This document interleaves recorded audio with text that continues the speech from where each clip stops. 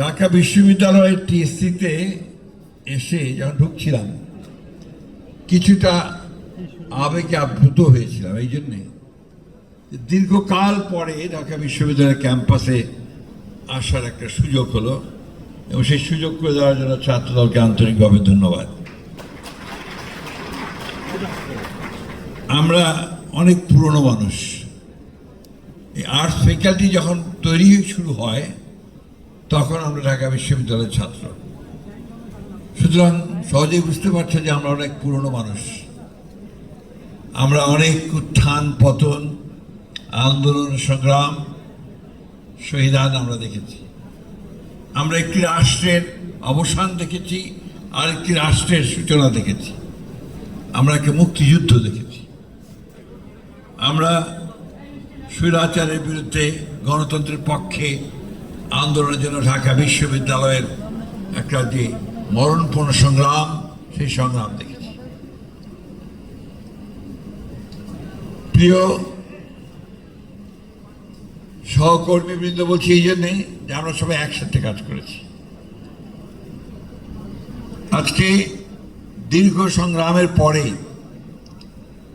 জনগণকে তার ক্ষমতায়নের জন্যে, তার গণতান্ত্রিক অধিকার ফিরিয়ে যাওয়ার জন্যে আমরা দীর্ঘকাল লড়াই করেছি। আমাদের নেত্রী দেশনেত্রী বেগম খালেদা জিয়া, তিনি 2009 সালের পর থেকে এই সংগ্রাম শুরু করেছিলেন। বিশেষ করে তত্ত্বাবধায়ক সরকার বিধান বাতিল হওয়ার পরে তিনি সেই সংগ্রামকে আরো জোরদার করেছিলেন। এরপরে তাকে গ্রেফতার করা হয় 2008 সালে এবং তিনি কারাগারে যাওয়ার পরে 18 সালে তারপরে আমাদের দলের মূল নেতৃত্ব নেন আমাদের বর্তমান নেতা, যাকে লক্ষ্য করে বাংলাদেশের 18 কোটি মানুষ এখন গণতন্ত্রের স্বপ্ন দেখছে, নতুন একটা বাংলাদেশের স্বপ্ন দেখছে। এক্সট্রিম মশার কয়েল প্ল্যান্ট ফাইবার দিয়ে তৈরি, তাই সহজে ভাঙে না, সুগন্ধিযুক্ত ও নিরবিচ্ছিন্নভাবে জ্বলে। ডেঙ্গু, চিকুনগুনিয়া বাহি সহ যে কোনো মশার বিরুদ্ধে দেয় এক্সট্রিম সুরক্ষা। তারেক রহমান সাহেবের নেতৃত্বে আমরা সেই গণতন্ত্রের আন্দোলন করেছি এবং সফল হয়েছি। আমি অতীতের আলোচনায় খুব বেশি যাব না। আমরা এই দীর্ঘ 15 বছরে একটি গণতান্ত্রিক দল, বাংলাদেশ জাতীয়তাবাদী দল, আমার জানা নেই পৃথিবীর ইতিহাসে কোনো লিবারেল ডেমোক্রেটিক পার্টি এত ত্যাগ স্বীকার করেছে কিনা। এর 60 লক্ষ মানুষের বিরুদ্ধে মিথ্যা মামলা হয়েছে, প্রায় 1700 নেতা কর্মীকে গুম করা হয়েছে। এই গুম শব্দটা আগে আমরা জানতাম না। আমরা ল্যাটিন আমেরিকার ইতিহাস পড়তাম, তখন শুনতাম যে সেখানে এনফোর্স ডিসঅ্যাপিয়ারেন্স হয়, কিন্তু বাংলাদেশে আমরা সচক্ষে সেটা দেখলাম এই ফ্যাসিস্ট হাসিনা সরকারের অধীনে। আমাদের প্রায় 20,000 নেতা কর্মীকে এক্সট্রা জুডিশিয়াল কিলিং এবং বিভিন্নভাবে হত্যা করা হয়েছে। সবচেয়ে বড় কথা, আমাদের নেত্রী দেশনেত্রী বেগম খালেদা জিয়াকে সম্পূর্ণ মিথ্যা মামলায় জড়িয়ে 6 বছর কারাগারে আটক করে রাখা হয়েছে। আমাদের নেতা যেমন তারেক রহমান সাহেবকে মিথ্যা অভিযোগ নিয়ে শারীরিক নির্যাতন করে তাকে বিদেশে নির্বাসিত করা হয়েছে। অসংখ্য মিথ্যা মামলা, হত্যা, খুন, যখন এই নিয়ে বিএনপি কিন্তু সোজা হয়ে দাঁড়াবার চেষ্টা করেছে, মাথা উঁচু করে দাঁড়াবার চেষ্টা করেছে এবং একবারের জন্য ফ্যাসিবাদের বিরুদ্ধে লড়াইয়ে কোনো যেটাকে আমরা বলি যে থামেনি, এগিয়ে চলেছে এবং শেষ পর্যন্ত বিএনপি এবং ছাত্রদল তারা এগিয়ে চলেছে। আজকে এখানে ছাত্রদলের যারা এখানে বসে আছেন সকলের সঙ্গে আমরা কারাগারে থেকেছি। সামনে যারা আছে তাদের মধ্যে অনেকেই আমরা একসাথে কারাগারে থেকেছি। আমার মনে হয় শেষবার যেবার আমরা একসাথে ছিলাম সেবার বোধহয় সবাই একসাথেই, অনেক স্মৃতি, সেই স্মৃতিগুলো এখন বলতে গেলে অনেক সময় লাগবে। আমার শুধু আমানুল্লাহ আমানের কথা মনে আছে, এই জন্যে যে তাকে 14 দিন নির্যাতন করার পরে যখন তাকে কারাগারে নিয়ে গেল, তখন আমিও কারাগারে, তাকে এনে যখন আপনার কারাগারে সেই সেলের মধ্যে ফেলে দেয়, তারপর যোগাযোগ করেন, জানতে হবে তাকে কোনো ডাক্তারের চিকিৎসা দেওয়ার সুযোগ দেওয়া হয়নি। পায়ের নখ সব তুলে নিয়েছিল, সে হাঁটতে পারছিল না। এটা একটা ঘটনা বললাম, এরকম তোমাদের ছাত্রদলের অসংখ্য ছেলে আছে যারা এই নির্যাতন সহ্য করেছে, অসংখ্য। শুধু ঢাকায় না, সারা দেশে তোমাদের ছাত্রদলের ছেলেরা দেশে থাকতে না পেরে, গ্রামে থাকতে না পেরে ঢাকায় চলে এসেছে, রিক্সা চালিয়েছে, অটো চালিয়েছে, বাইক চালিয়েছে, এমনকি এই যে বড় বড় বাড়ি তৈরি হয় তার গার্ডের চাকরি করেছে। এই যে ত্যাগ, এই ত্যাগ করেই কিন্তু আজকে এই একটা সুযোগ তৈরি হয়েছে। আমি কারোর বিরুদ্ধে কোনো কথা বলতে চাই না, বলছেন, আমি শুধু একটা কথা বলতে চাই যে আজকে এই সুযোগটা বাংলাদেশের জনগণ, একটা কথা কিছুক্ষণ আগে আজকে প্রথম আলোতে সাইমন পারভেজের লেখা একটা পড়ছিলাম, যে কৃতিত্ব কার, কৃতিত্বের দাবিদার অনেকেই করছেন, দাবি অনেকেই করছেন, তাই না? দাবি করছেন, নেতা হয়ে গেছেন, বড় বড় নেতা হয়ে গেছেন। এখন যে কৃতিত্ব আসলে জনগণের, বাংলাদেশের মানুষের, সমগ্র মানুষ এক হয়ে গিয়েছিল। যে গ্রামের কৃষক, কারখানার শ্রমিক, অত্যন্ত আধুনিক মেয়ে, স্টুডেন্ট লিডার অথবা ছাত্রী, ইউনিভার্সিটি ছাত্রী, আবার হিজাব পরা, বোরখা পরা ছাত্রী, সব মিলে শিক্ষক শিক্ষয়িত্রী সব মিলে আমরা এক হয়ে গিয়েছিলাম, তাই না? একটাই মাত্র আমাদের লক্ষ্য ছিল যে আমরা একটা গণতান্ত্রিক বাংলাদেশ চাই। কথাটা খুব স্পষ্ট, এখানে কোনো রাগঢাক নেই। আমরা একটা লিবারাল ডেমোক্রেসি চাই, আমরা একটা উদারপন্থী গণতন্ত্র চাই, কারণ এর জন্যই আমরা 1971 সালে স্বাধীনতার যুদ্ধ করেছিলাম। সেদিনও প্রায় 30 লক্ষ মানুষ শহীদ হয়েছিল, আমাদের মা বোনদের সম্ভ্রম নষ্ট হয়েছিল।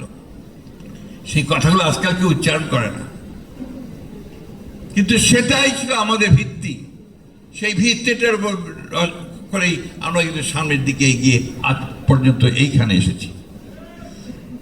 অনেকেই হতাশ হয়ে যাচ্ছেন আপনারা, আমাদের নেতাকর্মীরাও অনেকেই হতাশার কথা বলেছে, দুঃখের কথা বলেছে, ক্ষোভের কথা বলেছে। কিন্তু আমি আমার এই বয়সে, অনেক বয়স হয়েছে, আমি কিন্তু এতটুকু হতাশ নেই। বাংলাদেশের এই ভূখণ্ডের মানুষের এটাই হচ্ছে ইতিহাস। লড়াই করে করে এই বাংলাদেশের মানুষ বেঁচে থাকে, এবং ঝড় ঝঞ্ঝা, সাইক্লোন, সমস্ত প্রাকৃতিক দুর্যোগকে উপেক্ষা করে বাংলাদেশের মানুষ বাঁচার স্বপ্ন থাকে।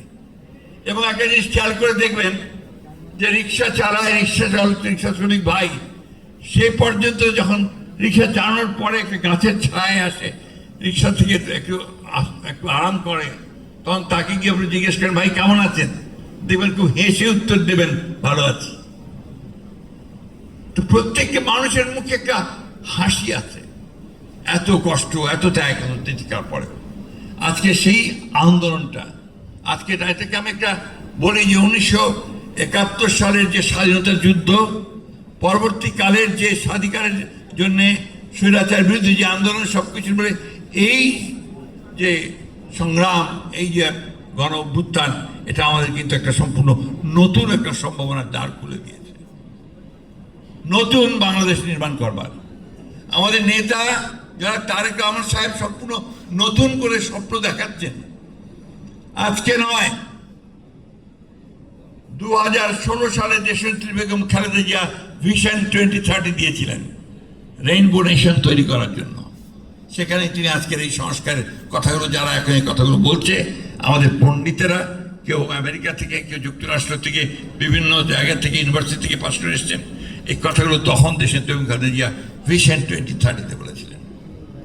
আমরা যখন এই ফ্যাসিস্ট হাসিনা সরকারের বিরুদ্ধে ঐক্যবদ্ধ লড়াই শুরু করলাম, অন্যান্য দলগুলোর সঙ্গে কথা বললাম, করে বাম ডান সমস্ত দলগুলোকে যখন একখানে নিয়ে আসলাম, আমরা কিন্তু আলোচনার মাধ্যমে আবারও ওই রাষ্ট্র সংস্কারের আমরা কর্মসূচি গ্রহণ করেছিলাম। কারণ আমরা উপলব্ধি করেছিলাম যে বর্তমান যে রাষ্ট্র কাঠামো আছে, এই রাষ্ট্র কাঠামোর মধ্য দিয়ে বাংলাদেশের মানুষের আশা আকাঙ্ক্ষা পূরণ হবার নয়। সেই জন্যেই আমরা সেই 31 দফা সেদিন কর্মসূচি দিয়েছিলাম। বন্ধুরা খেয়াল করে দেখবেন যে 5ই আগস্টের পরে বোধহয় সম্ভবত 7ই আগস্ট আমরা একটা জনসভা করেছিলাম পার্টি অফিসের সামনে, তাই না? সেই 7ই আগস্টে আমাদের সব শেষে ভাষণ দিয়েছিলেন আমাদের দেশনেত্রী বেগম খালেদা জিয়া। হাসপাতাল থেকে 4-5টা লাইন বলেছিলেন। কি বলেছিলেন? যে প্রতিশোধ নয়, প্রতিহিংসা নয়, বন্ধুত্ব, ভালোবাসা, সৌহার্দ্য নিয়ে আমাদেরকে আবার নতুন জাতি গঠন করতে হবে। আমাদের নেতা তারেক রহমান সাহেব ওই একই কথা বারবার বলেছেন যে আসুন আমরা ভুলে যাই, আমরা নতুন করে আবার স্বপ্ন দেখি এবং সেই স্বপ্নকে বাস্তবায়িত করি, একটা সত্যিকার থেকে সমৃদ্ধ বাংলাদেশ গঠন করবার। বলেই থেমে থাকেননি, তিনি প্রতিনিয়ত কাজ করছেন যে কিভাবে বাংলাদেশের এই একদম ফোকলা হয়ে যাওয়া অর্থনীতি, চুরি ডাকাতি করে লুটপাট করে যাকে শেষ করে দেওয়া হয়েছে, তাকে কি করে টেনে তোলা যায়। তিনি প্রতিদিন কথা বলছেন অর্থনীতিবিদদের সঙ্গে, দেশের বাইরের যারা প্রখ্যাত অর্থনীতিবিদ আছেন তাদের সঙ্গে তিনি কথা বলছেন। কি করে গ্রামের আমার সেই খেটে খাওয়া মানুষগুলোকে মুখে একটু হাসি ফোটানো যায়, তার জন্য সেচের ব্যবস্থা, বীজের ব্যবস্থা, পানির ব্যবস্থা কি করা যায় তার জন্য তিনি কাজ শুরু করেছেন। ফার্মার্স কার্ড তৈরি করেছেন, যাতে করে ইতিমধ্যে তৈরি করে ফেলেছেন, যাতে করে ভবিষ্যতে জনগণ যদি আমাদেরকে ভোট দিয়ে ক্ষমতায় নিয়ে আসে আমরা জনগণের কাজ করতে পারি। কি করে বস্ত্র শিল্পকে টেনে তোলা যায়। বন্ধুগণ, আপনারা তো গর্ব করতে পারেন এই দেশে যা কিছু মহান অর্জন হয়েছে, অর্জন হয়েছে বিএনপির হাতে। কারণ 1971 সালে যে স্বাধীনতা যুদ্ধ হয়েছিল, বাংলাদেশে যে স্বাধীনতা ঘোষণা করা হয়েছিল, সেদিন যিনি ঘোষণা করেছিলেন তিনি আমাদের দলের প্রতিষ্ঠাতা শহীদ প্রেসিডেন্ট জিয়া রহমান।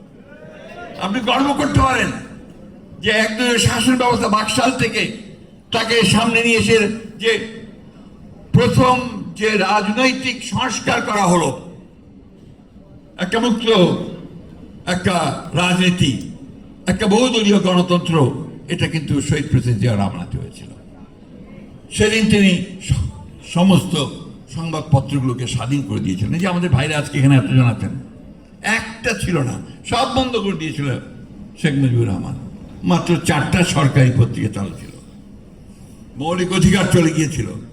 এই কথাগুলো বারবার বলতে হবে, কারণ ওই ফ্যাসিস্টরা তারা এই দেশকে ওইভাবে বরাবর চিন্তা করেছে, দেশকে তারা এইভাবে গোলাম বানিয়ে রাখতে চেয়েছে। বন্ধুগণ, একটা কথা আমাদের মনে রাখতে হবে, এরপরে দেশনেত্রী বেগম খালেদা জিয়া সংসদীয় গণতন্ত্র নিয়ে এসেছেন। দেশনেত্রী বেগম খালেদা জিয়া আমাদের অনেক আপত্তি সত্ত্বেও শেষ পর্যন্ত জনগণ যেহেতু চায়, আমরা তত্ত্বাবধায়ক সরকারের বিধান চালু করেছিলাম।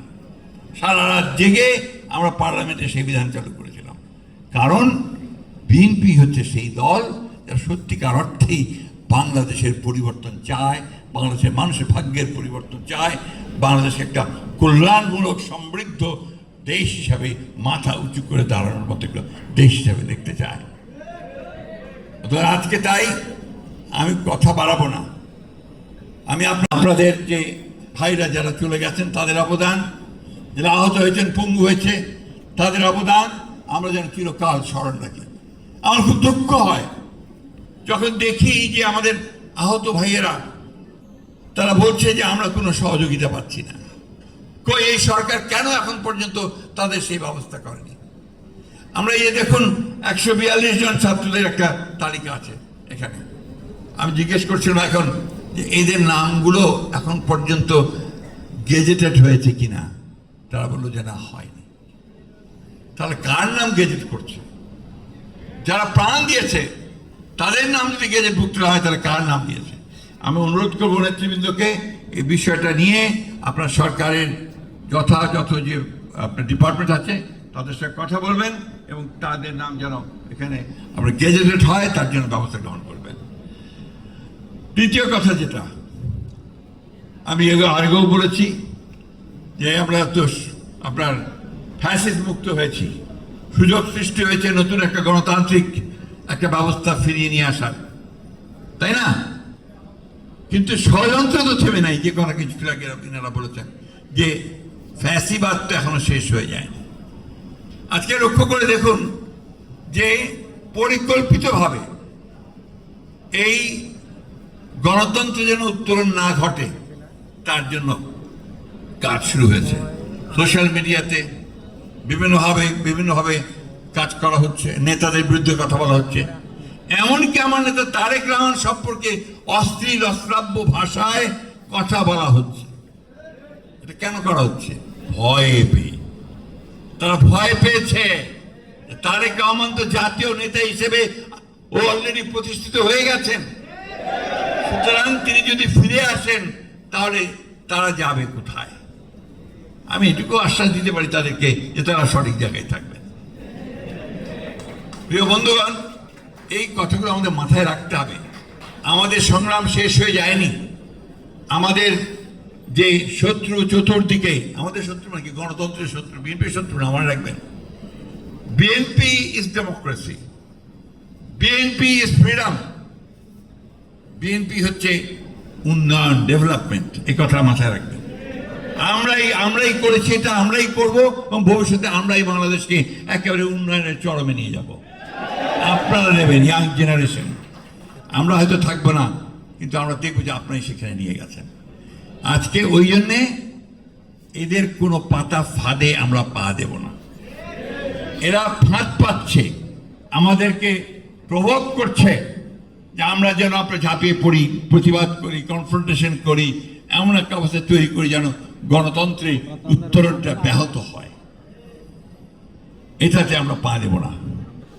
আমরা অত্যন্ত ধৈর্যের সঙ্গে, সহনশীলতার সঙ্গে, শান্তির সঙ্গে আমরা আমাদের নেতার যে নির্দেশিত পথ, আমাদের নেত্রীর নির্দেশিত পথ, সেই পথ ধরে আমরা গণতন্ত্রের দিকে এগিয়ে যাব। গোলমালটা শুরু হয়েছে কোথায়? গোলমালটা শুরু হয়েছে যেই আপনার ফেব্রুয়ারিতে নির্বাচনের কথা ঠিক হলো লন্ডনে বসে আমাদের চেয়ারম্যান তারেক রহমান সাহেব, অ্যাক্টিং চেয়ারম্যান তারেক রহমান সাহেব এবং চিফ অ্যাডভাইজারের মধ্যে বৈঠকের মধ্যে, তারপর থেকেই গোলমালটা শুরু হয়েছে। অর্থাৎ নির্বাচন হতে দেওয়া যাবে না। এটা এদেশের মানুষ, তারা বরাবরই সংগ্রাম করেছে, লড়াই করেছে, তাদের যেটা দাবি সে দাবি কিন্তু আদায় করে নিয়েছে। এবং এই নির্বাচনও অবশ্যই দেখবেন ওই আপনার ফেব্রুয়ারি মাসের যে ঘোষিত সময়, সেই সময়ের মধ্যে নিশ্চয়ই আপনার অনুষ্ঠিত হবে। আমরা নির্বাচনটাকে বিএনপিকে ক্ষমতায় নেওয়ার জন্য তো চাচ্ছি না। আমরা চাচ্ছি যে বাংলাদেশে একটা গণতান্ত্রিক কাঠামো তৈরি হোক। আমরা চাচ্ছি মানুষ তার প্রতিনিধি নির্বাচিত করুক এবং তার জন্য সংস্কারের প্রতিটি ক্ষেত্রে আমরা কিন্তু প্রায় একমত হয়েছি। আজকে সেই জন্যই বলতে চাই আপনাদেরকে যে আপনারা ধৈর্য হারাবেন না, কখনোই উত্তেজিত হবেন না, প্রভোক্ত হবেন না, প্রভোক্ত হয়ে কখনো কোনো পাতা ফাঁদে পা দেবেন না। একটা কথা বলেই আমি শেষ করব। আমার একটা বদ অভ্যাস আছে, আমি কবিতার লাইন টেন বলি দুই একটা সবসময়। আবারও বলছি, বন্ধু তোমার ছাড়ো উদ্বেগ, সুতীক্ষ্ণ করো চিত্ত, বাংলার মাটি দুর্জয় ঘাটি, বুঝে নেই দুর্বৃত্ত। কেউ পারবে না আপনাদেরকে রোধ করতে, কেউ পারবে না।